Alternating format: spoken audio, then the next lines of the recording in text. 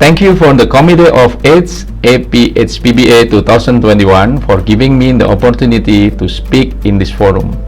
My name is Adiyodatu Sudahandaya from Gajah Mada University, Faculty of Medicine, Sarjito Hospital, Yogyakarta, Indonesia.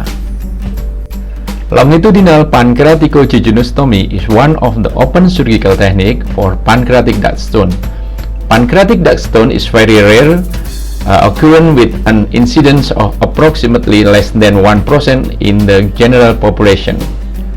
Pancreatic duct stone can be categorized in a pancreatic duct stone or real stone and also parenchymal pancreatic calcification. Pancreatic duct stone is usually diagnosed as a chronic pancreatitis.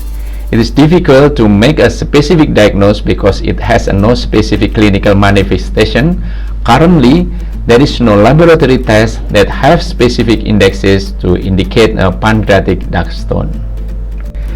To diagnose pancreatic duct stone, we can utilize imaging modalities that are not common to the hospitals.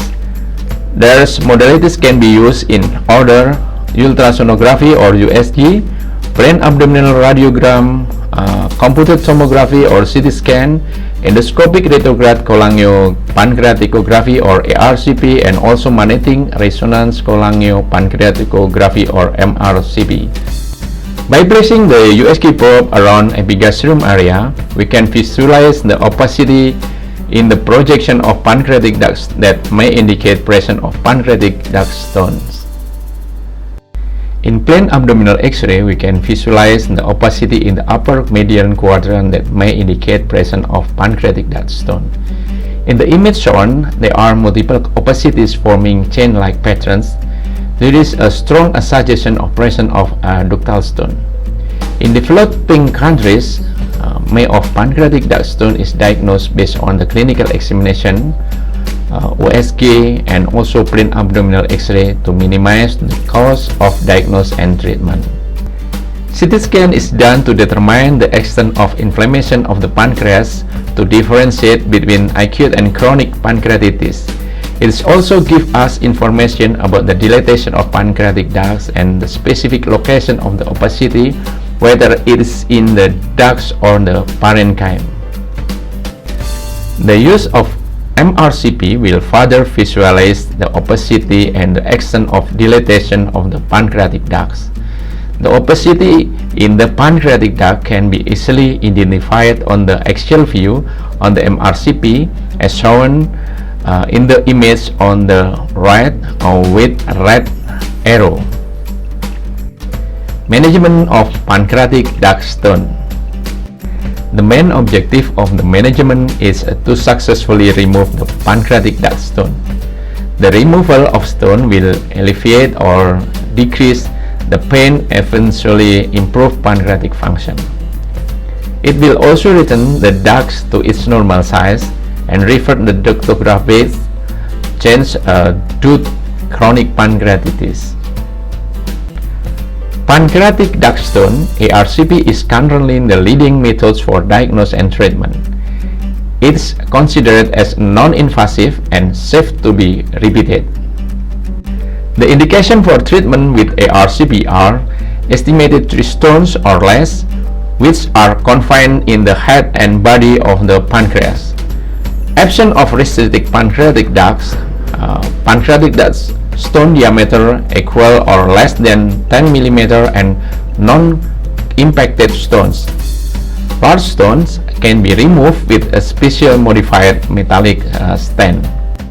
Next, the criteria for open longitudinal pancreaticojejunostomy or TAL procedure are pancreatic duct stone which are multiple, more than 3 in number and approximately 5 mm or greater in diameter. Open longitudinal pancreaticojejunostomy is considered as a better option if or because ERCP has difficulties usually due to basket size, residual stone, and longer duration of operations. Other surgical open procedure that we can use to treat pancreatic duct stones are duval procedure, which involve distal pancreatectomy with splenectomy and end-to-set Roux-en-Y pancreaticojejunostomy. And Pusto procedure, which involve resection of the spleen and tip of the pancreatic tail with filleted pancreatic duct and Roux-en-Y pancreaticojejunostomy. Tip for pancreatic duct stones.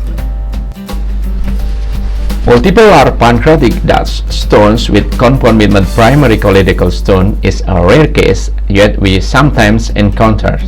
For this difficult situation, it is recommended to create choledochal duodenostomy shunt to prevent recurrent stone formation in the common bile ducts. The pancreatic duct stone found that choledochal stone generally occur in the late stage of chronic pancreatitis alongside recurrent jaundice and chronic cholangiopancreatography. This is the case series about the topic that I have written and published.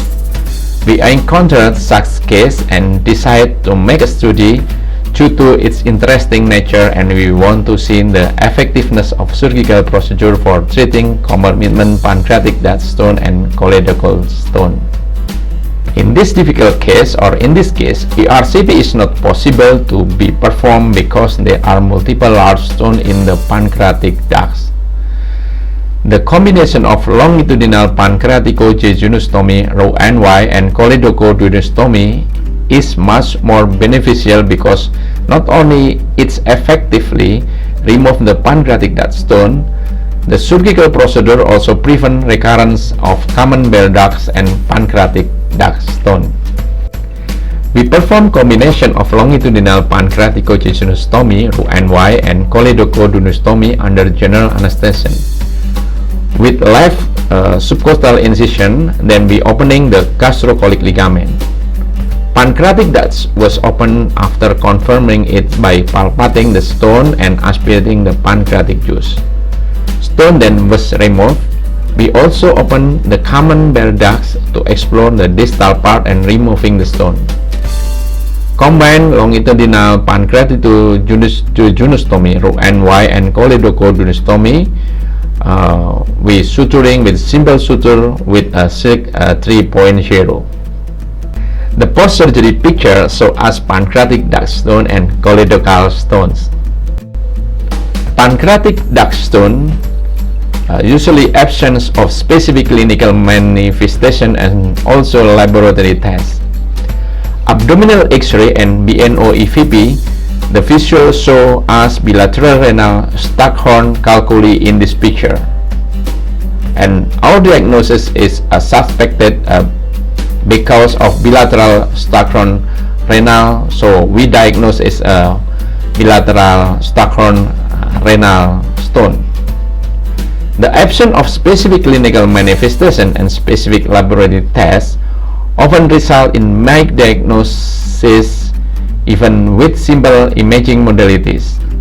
For example, this patient complained with symptoms that are generally present in the event of pancreatic duct stone or pancreatitis, with symptom of nephrolithiasis and kidney infection. After abdominal X-ray and BNO-EVP, the visuals show us bilateral renal Staghorn calculi.